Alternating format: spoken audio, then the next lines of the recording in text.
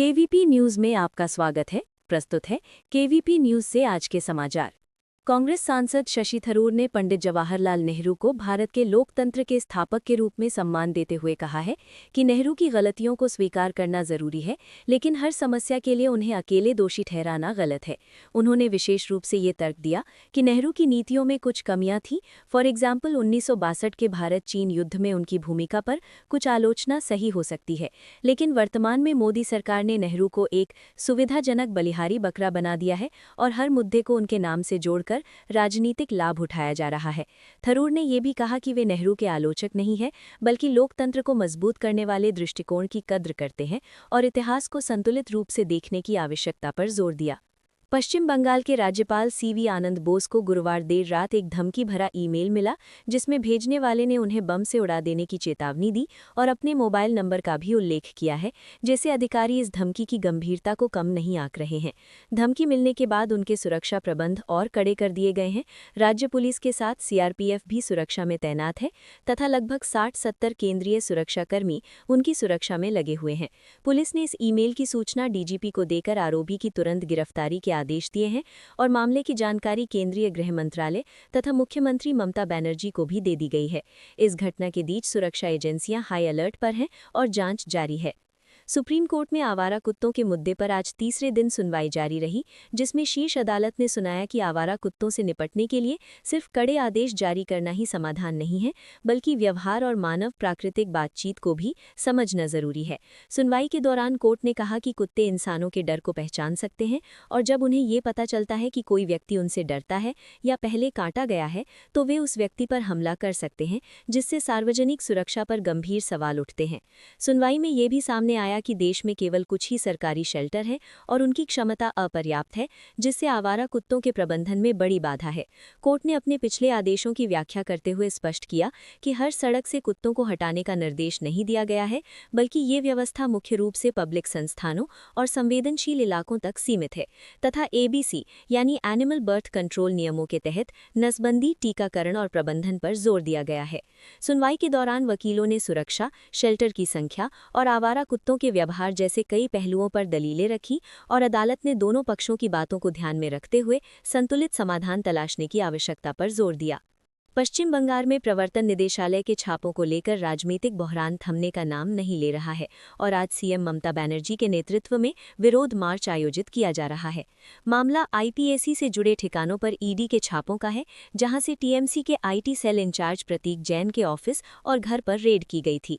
ED का आरोप है कि ममता ने छापेमारी के दौरान जबरन सबूत यानी फाइलें और दस्तावेज अपने साथ ले लिए और जांच में बाधा डाली है, जिस पर उसने ये मुद्दा कोलकाता हाईकोर्ट में भी पहुंचाया है।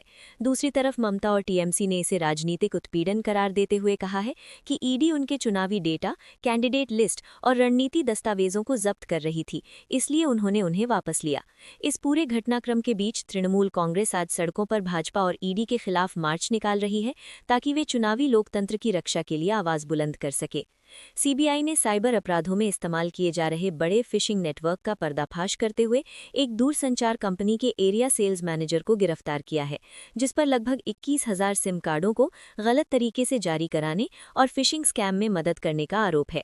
जांच में पता चला है कि ये SIM card department of telecommunications यानी डीओटी के नियमों का उल्लंघन करते हुए हासिल किए गए थे और बाद में साइबर अपराधियों द्वारा बल्क एसएमएस भेजकर लोगों को फर्जी लोन या निवेश प्रस्तावों के झांसे में लाने तथा उनके बैंक या व्यक्तिगत विवरण हासिल करने के लिए प्रयोग किए जा रहे थे। सीबीआई की ऑपरेशन चक्रव्यूह के तहत ये गिरफ्तारी तब हुई जब एजेंसी ने दिसंबर 2025 में दिल्ली एनसीआर और चंडीगढ़ क्षेत्र में एक संगठित फिशिंग नेटवर्क का पर्दाफाश किया था, जिसमें पहले से ही 3 लोग गिरफ्तार हैं। जांच में सामने आया कि आरोपी अधिकारी ने कागजों पर नकली कर्मचारियों को दिखाकर उनके दस्तावेजों से केवाईसी पूरी करवाई थी, जिससे इतने बड़े पैमाने पर सिम कार्ड हासिल किए जा सके। ईरान में महंगाई, गिरती मुद्रा और बढ़ते आर्थिक संकट के खिलाफ देशव्यापी प्रदर्शन आज भी जारी है, जिसमें लगभग 100 से भी अधिक शहरों में लोग सड़कों पर उतर आए हैं और हिंसा फैली हुई है। प्रदर्शन मध्य दिसंबर 2025 से शुरू होकर तेजी से बढ़े हैं और अब तक कई शहरों में सुरक्षा बलों और प्रदर्शनकारियों के बीच झड़पें हो चुकी हैं। इन संघर्षों में कम से कम 45 लोगों की मौत की रिपोर्ट है, जिसमें घायल और दर्जनों गिरफ्तार भी शामिल हैं। हालात की गंभीरता को देखते हुए ईरानी सरकार ने पूरे देश में इंटरनेट और फोन सेवाओं को बंद कर दिया है ताकि सूचना और संगठन को नियंत्रित किया जा सके और कई इलाकों में हवाई क्षेत्र या एयरपोर्ट ऑपरेशन भी प्रभावित हुए हैं। सरोजिनी नायडू की बायोपिक फिल्म सरोजिनी का ट्रेलर रिलीज कर दिया गया है, जिसमें इंदिरा तिवारी ने भारत कोकिला और स्वतंत्रता संग्राम की योद्धा सरोजिनी नायडू के किरदार को दमदार अभिनय के साथ जीवंत किया है। ट्रेलर में नायडू के कवि नेता के रूप और उनके सामाजिक और मानवीय संघर्ष की झलक दिखती है, जिससे दर्शकों को उनके व्यक्तित्व और सफर की गहराई का अंदाज मिलता है। फिल्म के राइटर ने स्पष्ट किया है कि ये प्रोजेक्ट राजनीतिक संदेश देने के लिए नहीं, बल्कि सरोजिनी नायडू के जीवन और उनके अनुभवों पर आधारित है, ताकि उनके विचारों, संवेदनाओं और योगदान को वास्तविकता के करीब दिखाया जा सके। मुंबई में नया डांस पार्टी एंथम मजा ले ले का भव्य लॉन्च कार्यक्रम आयोजित किया गया, जहां गाने की सिंगर पूनम झा की एनर्जी और परफॉर्मेंस ने सबका ध्यान खींचा। इस मौके पर बॉलीवुड के प्रसिद्ध कोरियोग्राफर गणेश आचार्य और अभिनेत्री पूजा चोपड़ा मुख्य अतिथि के रूप में मौजूद रहे और उन्होंने इस ट्रैक की जमकर सराहना की। मजा ले ले को पूनम झा और देव नेगी ने आवाज दी।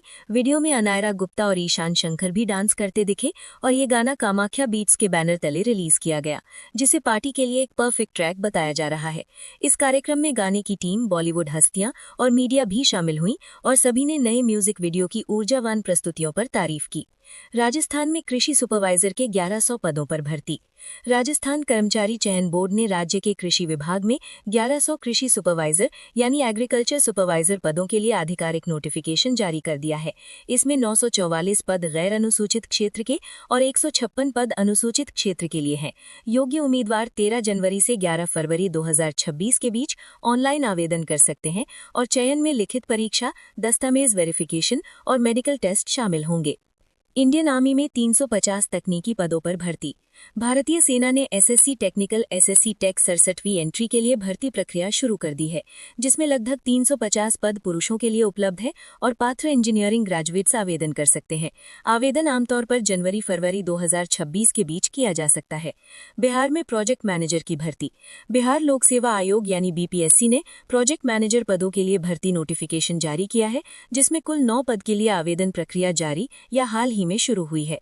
इच्छुक और पात्र उम्मीदवार आयोग की आधिकारिक वेबसाइट पर ऑनलाइन आवेदन कर सकते हैं। इन नौकरियों के लिए इच्छुक उम्मीदवार संबंधित आधिकारिक वेबसाइटों पर जाकर पूरी पात्रता, आयु सीमा, आवेदन फीस और अंतिम तिथियों की जानकारी विस्तार से देख सकते हैं और समय पर आवेदन कर सकते हैं।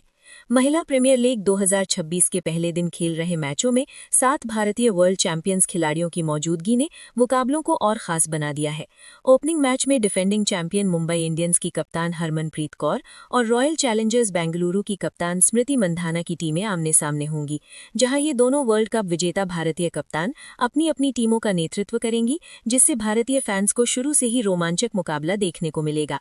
WPL इस बार पिछले वर्ल्ड कप की सफलता के बाद भारतीय महिला क्रिकेट की तैयारियों और प्रदर्शन का बड़ा मंच भी है, जिसमें पिछले सीजन और इंटरनेशनल क्रिकेट से अनुभवी भारतीय सितारे खेल रहे हैं।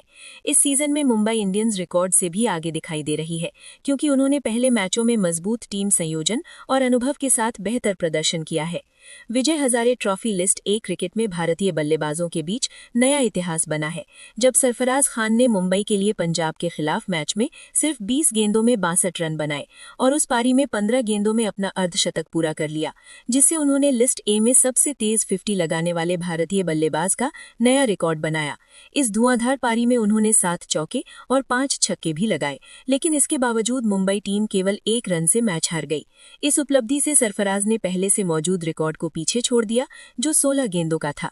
एशियन इंडोर एथलेटिक्स चैंपियनशिप 2026 के लिए भारतीय टीम घोषित कर दी गई है, जिसमें गोला फेंक के दिग्गज तजिंदर पाल सिंह तुर टीम की अगुवाई करेंगे।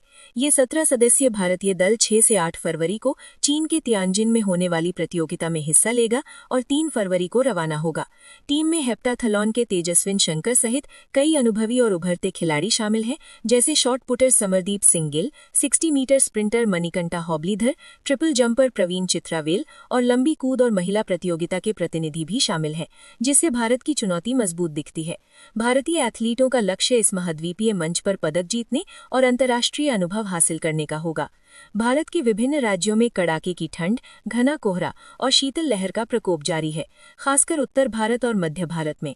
भारत मौसम विज्ञान विभाग यानी IMD ने उत्तर पश्चिम भारत, बिहार, उत्तराखंड, पंजाब, हरियाणा, उत्तर प्रदेश, राजस्थान और पूर्वी मध्य प्रदेश में शीत दिवस और कोहरे की चेतावनी जारी की है। दक्षिणी राज्यों में अपेक्षाकृत गर्मी बनी हुई है, जबकि पूर्वोत्तर में हल्की वर्षा संभव है। उत्तर भारत, पंजाब, हरियाणा, उत्तर प्रदेश, राजस्थान में सुबह घना कोहरा, शीतलहर और न्यूनतम तापमान 4 से 10 डिग्री सेल्सियस के आसपास रहेगा।